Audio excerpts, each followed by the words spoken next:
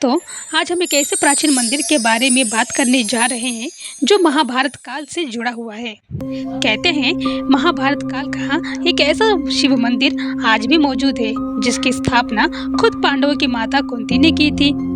आज हम आपको ले चलेंगे ऐसी जगह जहां पांडवों ने अपना अज्ञातवास बिताया था। यहाँ एक प्राकृतिक रूप से निकले शिवलिंग को देखकर उनकी माता कुंती ने अपने बेटों की रक्षा के लिए प्रार्थना की थी और तभी से इस धाम में बाबा तामेश्वर नाथ की पूजा की जाती है। आइए जानते हैं इस प्राचीन और चमत्कारी मंदिर की पूरी कहानी। गोरखपुर से 60 किलोमीटर दूर संत कबीर नगर जिले के खलीलाबाद में बाबा तामेश्वर नाथ धाम स्थित है।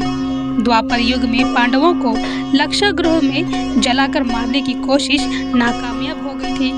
पांडव अपना अज्ञातवास पूरा करने के लिए विराटनगर जा रहे थे, तभी यहाँ पर आकर उन्होंने आराम किया था। पांडवों की मां कुंती महादेव के अनन्य भक्त थी। उन्होंने यहाँ पर प्राकृतिक रूप से निकले शिवलिंग की पूजा की और बेटों के लिए प्रार्थना की। तभी से यहाँ पर भगवान तामेश्वर की पूजा अर्चना की जाती है जो आज भी जारी है। इसके बाद इस स्थान की महत्ता दिन प्रतिदिन बढ़ती गई और कालांतर में यह ताम्रगढ़ बांसी नरेश राज्य में आ गया, जिन्होंने यहाँ पर आने वाले श्रद्धालुओं की भारी तादाद को देखते हुए मंदिर का निर्माण कराया, जहाँ स्थापित है शिवलिंग पर जलाभिषेक या रुद्राभिषेक शिवाराधना के लिए दूर दराज के भक्त आते हैं और मनवांछित फल प्राप्त करते हैं। मंदिर के पुजारी शिवदत्त भारती गोस्वामी ने बताया कि भगवान शिव का नाम तामेश्वर इसलिए पड़ा क्योंकि आदि काल में ये नगर ताम्रगढ़ के नाम से जाना जाता था। औरंगजेब के शासन काल में जब हिंदुओं का जबरन धर्म परिवर्तन कराया जाने लगा तो लोग यहाँ से भागकर नेपाल चले गए। जो बच गए वे बाबा की शरण में आ गए। इसके बाद शिव जी ने उनकी रक्षा की। इसी वजह से उन्हें तामेश्वर नाथ के नाम से जाना जाने लगा। ये कहानी है 350 साल पुरानी। खलीलाबाद के पास एक खेत में एक वृद्धा ब्राह्मणी को मिला एक ताम्रवर्ण शिवलिंग। लोगों ने उसे निकालने की कोशिश की पर उसकी जड़ इतनी गहरी थी कि कोई उसे हिला ही नहीं सका।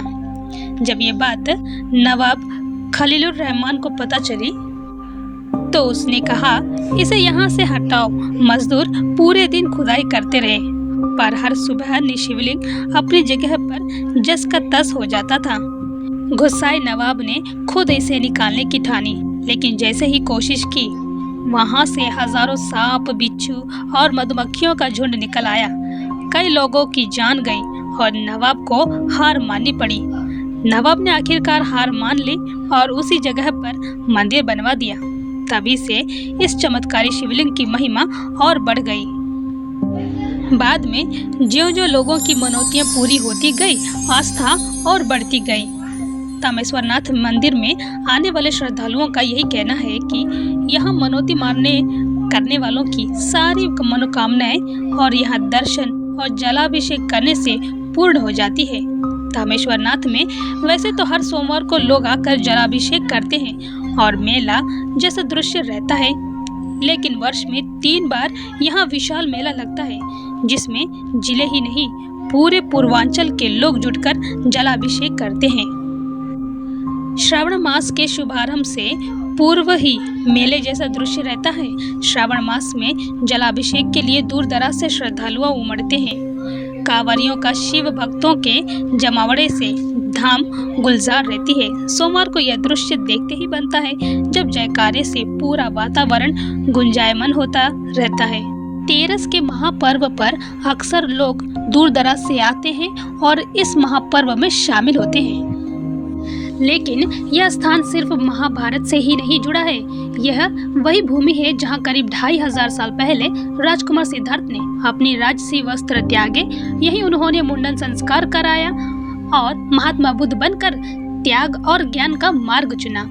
बुद्ध के मुंडन संस्कार की स्मृति आज भी जीवित है। महाशिवरात्रि के पावन अवसर पर यहाँ हजारों लोग आते हैं और अपने बच्चों का मुंडन कराते हैं। यह परंपरा केवल आस्था नहीं बल्कि इतिहास से जुड़ा वो धागा है जो हमें हमारी जड़ों से जोड़ता है।